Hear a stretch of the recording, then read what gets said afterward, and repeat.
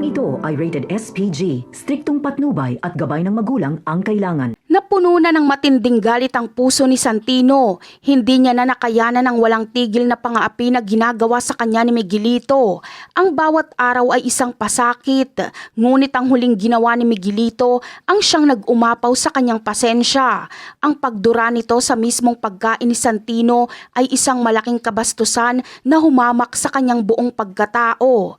Dahil dito, nabuo ang isang madilim na desisyon sa isipan ni Santino.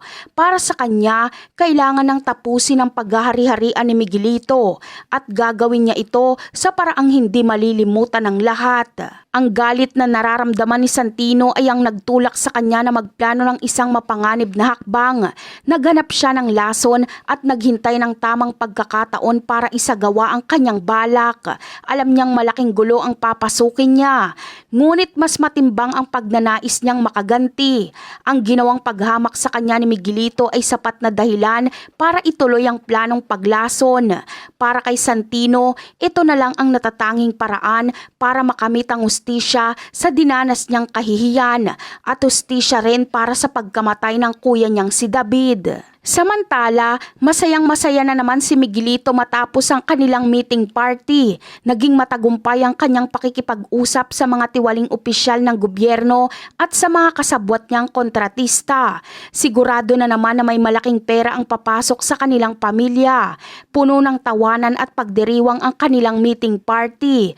Ngunit walang kaide-ideya si Miguelito na sa gitna ng kanyang tagumpay ay may isang taong naghihintay na wakasan ang kanyang buhay.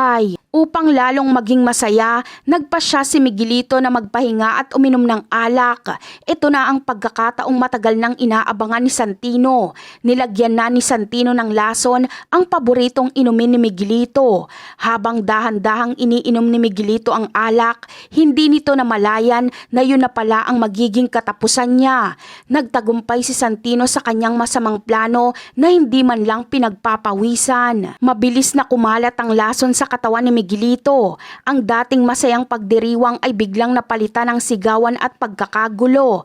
Agad na bumagsak si Miguelito. Sinubukan pa siyang tulungan ng pamilya niya sa paligid, ngunit huli na ang lahat. Sa isang iglap, natupad ang kagustuhan ni Santino na makaganti. Nakamit niya ang katarungan sa sarili niyang mga kamay.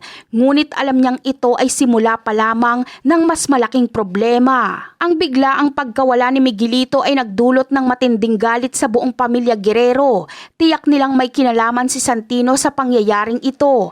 Alam ng lahat ang alitan sa pagitan ng dalawa at batid nila na si Santino lang ang may kakayahang gumawa ng ganong klaseng paghiganti.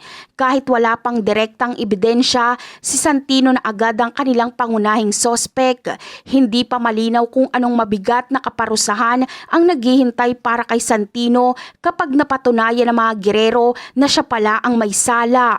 At yan ang aabangan natin. Bye!